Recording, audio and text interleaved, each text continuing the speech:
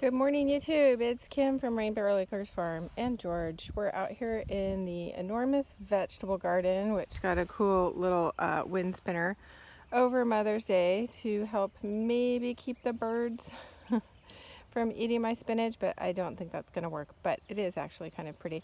We have a little bit of construction going on in the back, so excuse our mess. Part of that's going to be a huge greenhouse, so exciting things are coming.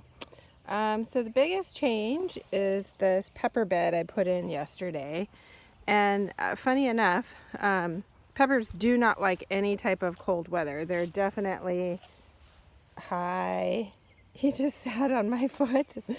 They're definitely a warm weather plant. When I got this compost and put it in here, it was still pretty hot because I went and picked it up at the mulch yard. So it was still generating quite a bit of heat. So I went, it's like a hotbed, which is an old-timey way of kind of, I shouldn't say old-timey because I'm sure people still do it. A hotbed is an old-fashioned, I guess, way of getting your seeds going early by planting on manure with a layer of compost on top, which is similar to what I've done here because the manure does generate heat as it breaks down. And as long as you have enough compost at the top for your plants to grow in, it generally works out okay. Manure, when it breaks down, does take nitrogen from the soil and make it temporarily unavailable to other plants. So that's when you kind of see a plant with yellowing leaves. It can happen a lot when I plant pumpkins this way, but it usually straightens itself out because the manure only short term is using the nitrogen to break down, and then it'll become available again, and the plants generally recover. So anyways, I'm kind of hotbedding my peppers, so I went ahead and planted out. I've got bell peppers, jalapenos, some Anaheims, and I have some more seeds inside of some habanero and some other kind of super spicy, exciting varieties. My baby bok choy is doing awesome. I'm hoping to stir fry this later in the week, some of these little leaves. The plants are really healthy looking. My carrots are finally looking like carrots. Carrots are so slow. I don't know why. They're just slow. So you have to be patient to grow carrots for sure. I've got pumpkins popping up from seed here. These are the giant Cinderella pumpkins that I always grow because they're so fun.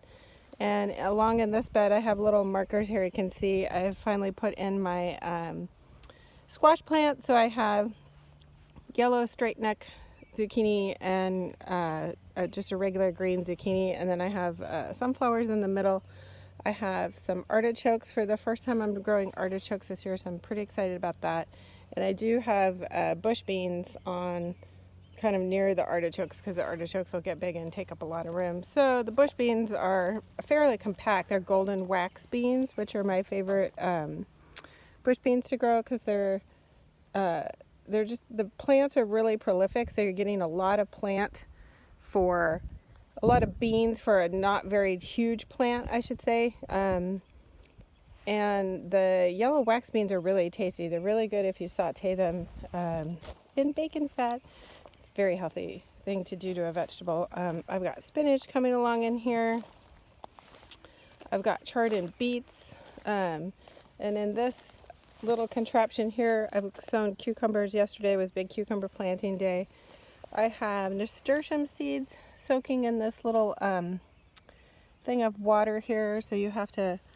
So I was just recently asking someone if they soak their nasturtium seeds overnight, and I don't remember doing it this way in the past, probably because I live in such a rainy climate. I didn't do it, but I haven't grown nasturtiums in quite a while, so I'm excited to try these. These are really ornamentals called Aloha mix. Supposed to be good for hummingbirds, and you can eat the flowers. They're really popular with chefs who like to use them as garnish, so they're pretty edible food. And I, going to the mulch yard, was able to finish this last row of tomatoes that's going in. I'm gonna do a little squash coming out over the side, but I was able to get, I did a little head count. I have about 70 tomatoes in the ground right now, so I still am 30 short. So I'm looking for places to squeeze the rest in, but I did manage to get a bunch here and leave this space for some that I'm growing in the house that aren't quite ready to come outside yet. And I have these pots that I saved from some trees that I planted. I have some basil in here. I'm going to do some nasturtium. I have some zinnia flowering, so it'll be pretty. And my favorite zinnia, got to keep an eye on Wilson. He likes to eat radishes, I found out. Don't walk in there. Giant dog paws. So this is my favorite zinnia. I grew this last year and I absolutely loved it. I'm really picky when it comes to red in the garden because it's such a color you can mess up and it can mess everything up. But this is truly like a scarlet red. It's so pretty. Looks really good with a lot of other colors. Red can be really hard to match, I think. Match isn't the right word. Red can make your other flowers look bad, especially if it's a real orangey red. But this is a true kind of a scarlet red, and the plants are really prolific. One seed for me last year produced like a 3.5 foot plant that was just like covered with flowers, and hummingbirds and bees love them. So I've had, this is my third packet I've gone through, and I have these planted throughout the garden, and they're really, really a really pretty zinnia. So super excited about that. I've got, what else do I have to report? Things in this bed are kind of growing. I've got a lot of radish in there, a lot of Swiss chard. Here is one of my first artichokes. I started that inside as a little seed, and I planted it out because it was in the way of some other things that I was doing, and so it just recently grew these first true leaves, so I'm excited about that. My other tomatoes here that have been in a little longer are super perky, loving the rain that we got. We had really 2 very hot days that were super humid, which is unusual for us, that were followed by rain, which is kind of handy. So got French breakfast radish coming up. They just grow, the seed packet says 25 days. They literally grow in 25 days. They're super fast.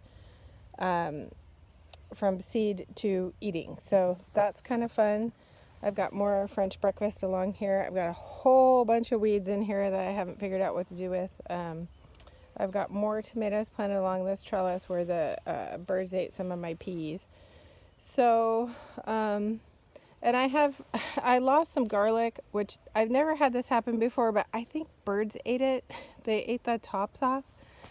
I've never had that happen before, but we do have a lot of birds here, so I'm starting to think that they chewed the tops off when they were little. It doesn't seem like something a bird would do, but it could also be one of these ding-dongs who like to eat pretty much everything. So I'm going to take advantage of this empty spot and put some squash in because I'm sort of struggling right now to find a place to put all of my squash. Squash takes up a lot of room. They always say on the packet, plant it in a hill, and that kind of means what it sounds like, in a hill. Onions are doing well, peppers doing well, Walla Walla is doing well. I noticed that this bed is planted on some of my own homemade compost, and it's kind of funny because I had tomatoes pop up out of this compost. So obviously I composted some tomatoes, and the seeds, they don't break down in heat, so there you have it. This is, I think this is chard. This looks like chard. I grow a lot of Swiss chard. It's really a beautiful plant, and it's good in soups and things. I'm sure you could eat it like you would kale or something like that. I've got a little, I was going to pull the weeds here, but I couldn't resist letting the little clover flower because it's so pretty. And I think all these tomatoes are doing really well. I've put some bean starts on these trellises, and I noticed yesterday I got some sprouting. So I've got some beans coming up here, and I always direct sow beans and squash. I feel like it's doesn't buy me that much time to start them from seed, and they seem to do well. Some things don't like to be transplanted, and I would say that for me, cucumbers and squash are one of them. So I generally just direct sow the seeds into the ground, and as long as you wait until the ground is fairly warm, it works out awesome because you're not having to babysit little pots all over your house. And I got these little, I'm so excited about these. It's important to decorate your garden. So I got these solar lights. I hate shopping online, and since we're having a global pandemic, I'm saving a lot of money because I don't go anywhere and I don't like to shop online. But I did find these online, and what I like about them is they're solar, but the solar mechanism is inside this glass, so you don't see like a bit, a lot of them have a big solar thing sitting on the side. So they're really pretty. This is blown glass on a metal stake, and the little solar thing is in here, so they light up at night, and they came in different colors, and it's so fun. So that's about all I have to report. I feel like a lot of work has gone on, and hopefully in a couple weeks things will really change and we'll see a lot of growth on some of these plants. Hope you guys are all having a fabulous quarantine. Talk to you later. Bye.